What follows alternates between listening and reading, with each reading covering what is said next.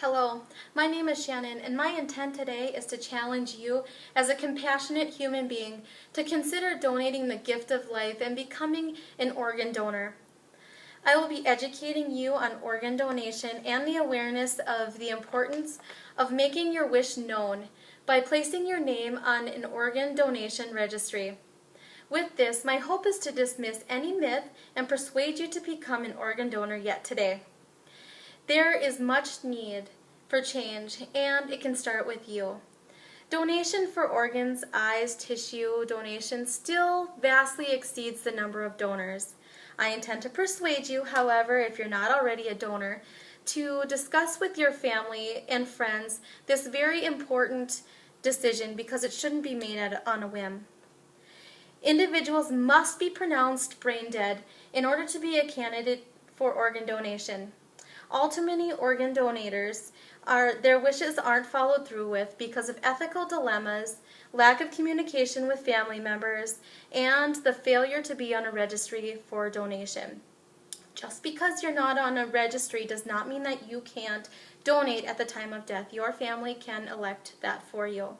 This is very important because more than 120,000 people currently need life-saving organ transplants. Every 10 minutes, by the end of this speech, another name will be added to that waiting list. On average, 18 people each day die from the lack of available organs that are available. This is significant to me and hits home because I'm an organ donor myself.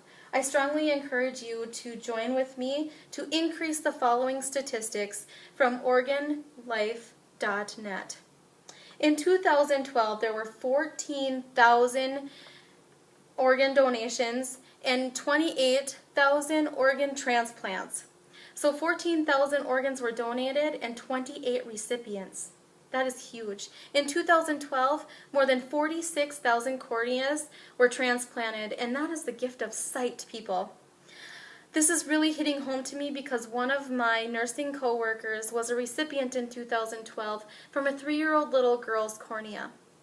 Approximately 2,000 pediatrics had successful organ transplants. That is amazing. Now, from mayoclinic.com, there are some myths and some facts that I want to clear up as well. Some people think that their health is an issue and so they can't donate. Very few medical conditions disqualify you from donating organs.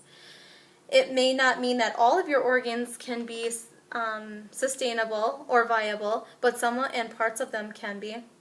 Age is also a controversial thing. Some people think they're too old or too young. There are no age, only medical criteria that define viability of organs or tissues. Even children or neonates can be donors with parent permission. Another misfortune or misconception is that staff members of the medical team may not try as hard to save their life if they know that they're a donor.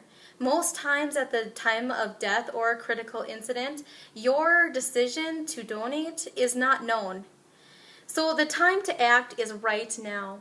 On my PowerPoint, I have a direct link to the website that all you have to do is click your state and you will be an organ, tissue, and eye donor today.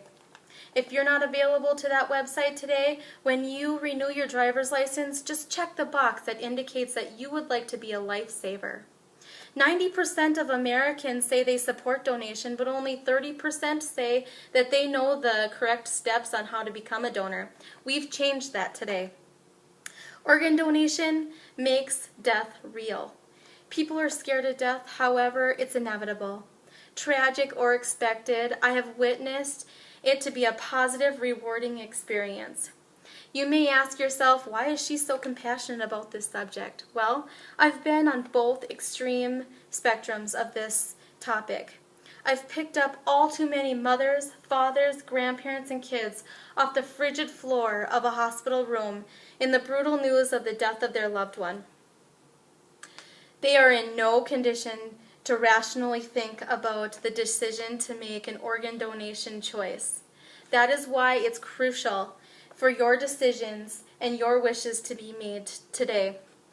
On the other side of that, I have cried with families along with my own in joyous celebrations of the transplant news, a gift all too many people only hope for. My niece is a recipient of a teenage boy's heart valves. This boy was pronounced brain dead from a tragic drowning accident.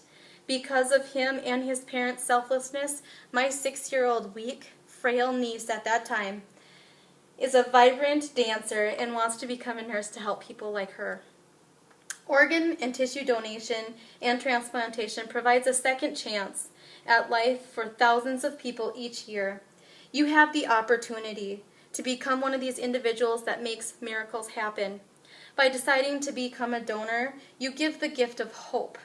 Hope for thousands of individuals awaiting organ transplants, hope for millions of individuals whose lives could be enhanced by tissue transplants. I thank you very much for your time, and I hope that today I have changed your mind.